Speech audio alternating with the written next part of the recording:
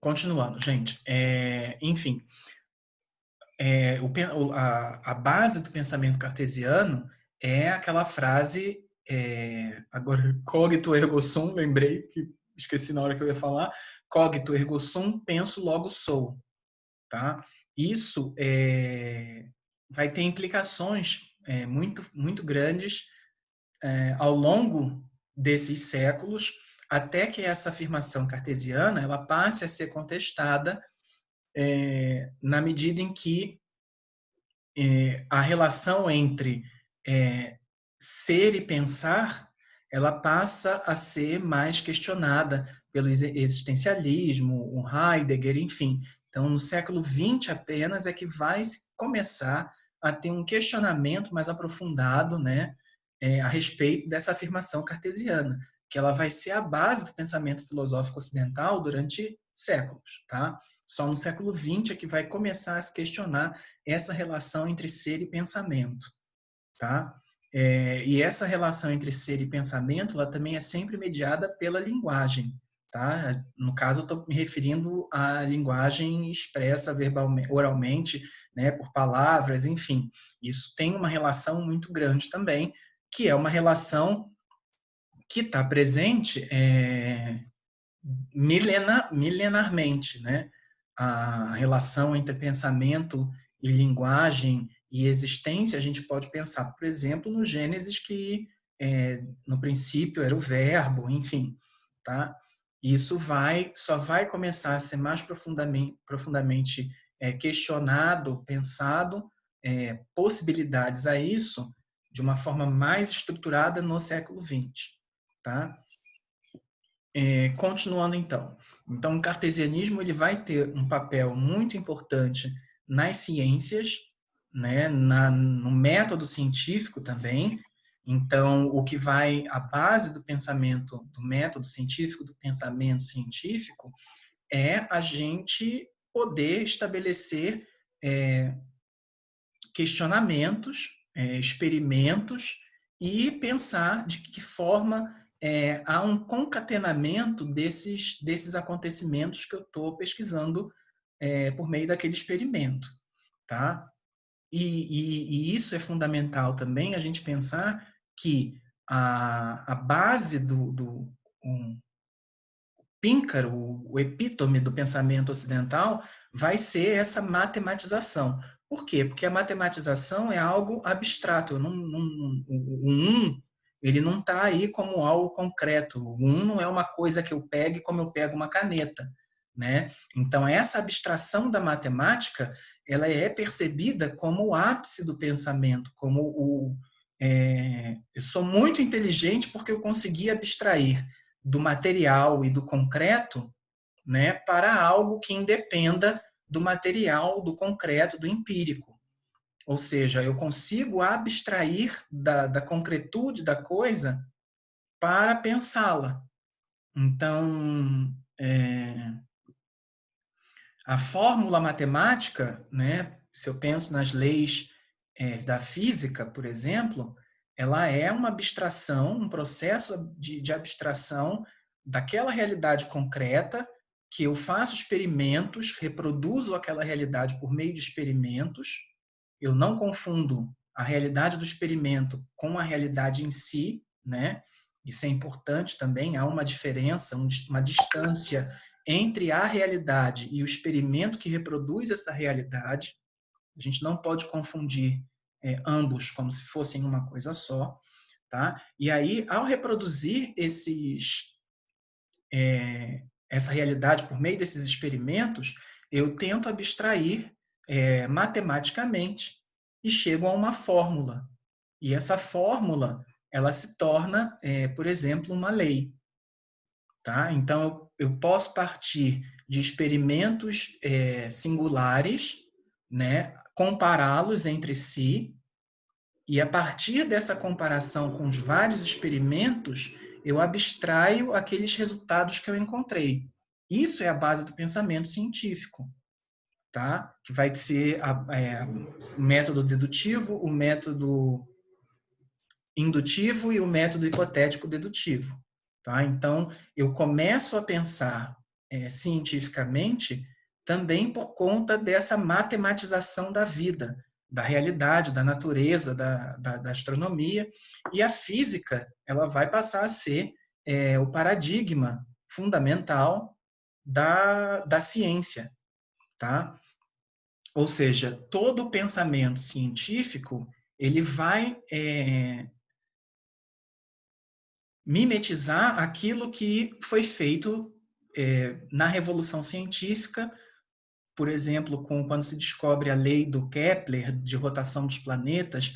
Essas primeiras leis elas vão servir de base para o pensamento científico. Por quê? Porque foi por meio desses experimentos, dessa matematização, que eu consegui descobrir a verdade, né? E que verdade foi essa que eu descobri primeiramente? É que a Terra ela não é o centro do sistema solar. O Sol não gira em torno da gente. E o Freud vai falar que isso é uma ferida narcísica, uma primeira ferida narcísica da humanidade. Descobrir que não é o centro do universo, né? E, de certa forma, está relacionado justamente também a essa excentricidade do espaço homogêneo. Desculpem, ia falar hegemônico. Do espaço homogêneo. Esse espaço homogêneo, ele é excêntrico à minha pessoa, tá? Ele não depende da minha percepção, da minha vontade, que seja, enfim, ele não depende de mim. Então, essa excentrização, existe essa palavra? O ser humano não ser o centro do universo, ser colocado fora do centro, a gente encontra um paralelo no espaço que é forjado a partir do Renascimento, que é esse espaço homogêneo que coloca a individualidade de cada ser humano fora dessa concepção de espaço. Tá? Então, isso é muito importante também. E o pensamento cartesiano ele vai trabalhar com essa geometrização, certo? O Descartes ele escreve no século XVII, né? Acho que ele morreu, eu não lembro o ano que ele morreu, enfim. Mas se eu não tiver maluco, é século XVII. E o século seguinte, ele vai ser conhecido, marcado, o século XVIII, como o século das luzes, tá? Como o iluminismo, ou como o nome mais chique, esclarecimento, tá? Iluminismo é muito popular, né? Então, esclarecimento é um nome mais culto, tá? E o que foi o esclarecimento? Tá? Isso é importante a gente pensar, tá? A fundamentação do esclarecimento, ela vem desde a Revolução Científica e o questionamento da teoria heliocêntrica, tá? Então, há todo um processo de desenvolvimento de produção do conhecimento, de constituição de uma razão, tá? Não é a razão que constitui o pensamento científico, mas é o pensamento científico que constrói uma racionalidade própria, tá? É isso que a gente tem que ter em mente também. Antes, a razão, né, era dada justamente pela relação com Deus, pela fé, pela explicação teológica do universo. Isso era uma razão própria de um período, tá? O pensamento científico ele vai remover, dessacralizar o pensamento progressivamente, tá? Mas não é uma coisa do dia para a noite. Agora eu sou cientista, eu desenvolvo métodos científicos, eu sou ateu. Isso não existe, tá? Lembra que as colocações de Descartes elas vão trazer um questionamento teológico muito importante em relação ao vácuo e como Deus está inserido nisso. Então, assim, não essa separação com Deus, com a teologia, com a metafísica, ela só vai se formalizar no século XIX e no século XX, no final do século XIX e no século XX. Tá? Então, essa separação entre ciência e igreja, tá? Ela é um processo histórico que está marcado também, a gente tem que lembrar, pelos conflitos confessionais na Europa. Então, não é uma coisa sozinha. Não é apenas o Galileu que foi lá e descobriu alguma coisa sobre o funcionamento do sistema solar. E aí o Kepler foi e fez a fórmula. Não são fatos isolados. Eles acompanham o próprio desenvolvimento da sociedade europeia daquele período.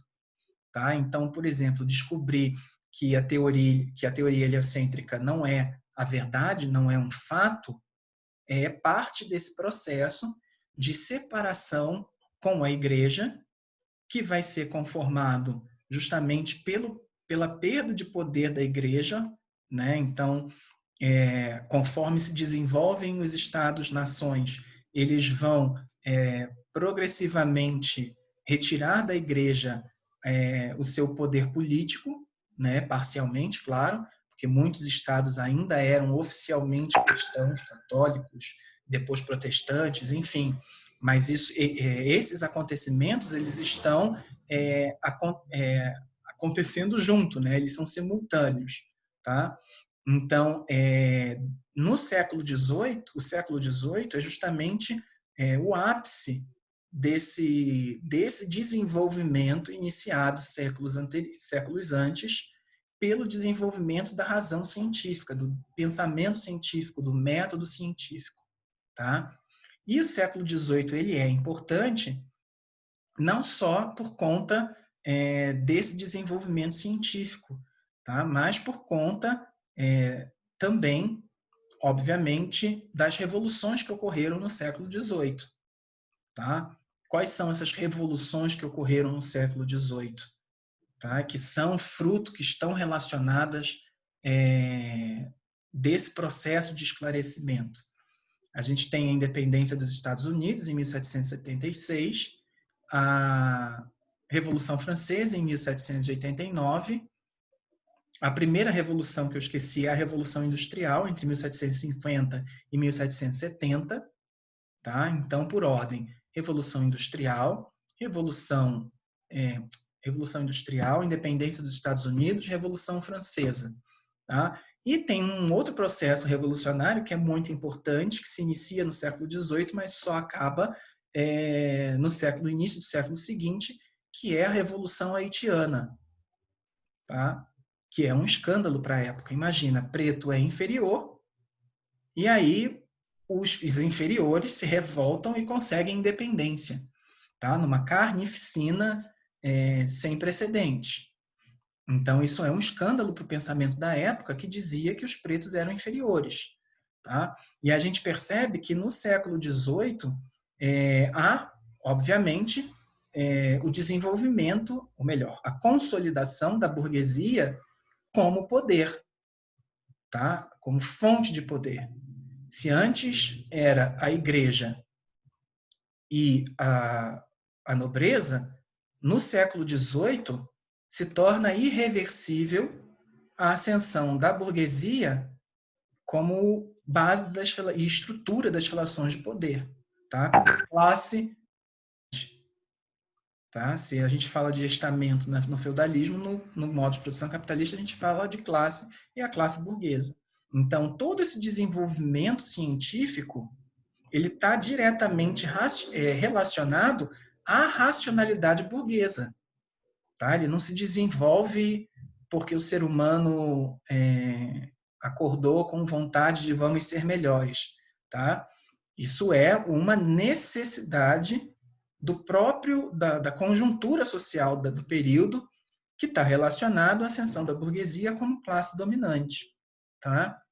Que vai ter como ápice, como mote, o liberalismo econômico, o liberalismo político, né? A gente tem que lembrar que até o século XVIII os reis eram a fonte divina do poder real, né? Ele era rei porque Deus queria. Enfim, isso era uma realidade, gente. As pessoas acreditavam piamente nisso. Não se tocava no rei, porque se você toca, você pode até morrer, porque ele é tão divino, tão maravilhoso, enfim. Então, são coisas que a gente tem de situar justamente no contexto em que ele se insere. Então, essa conformação do espaço da modernidade, ele está diretamente atrelado à constituição da burguesia como classe dominante, que não seria possível também se não houvesse uma mudança de pensamento, de como se produz a verdade, de como se produz o conhecimento, cujo ápice é justamente o século XVIII, que vai ser reconhecido como o esclarecimento. Alguma dúvida, gente?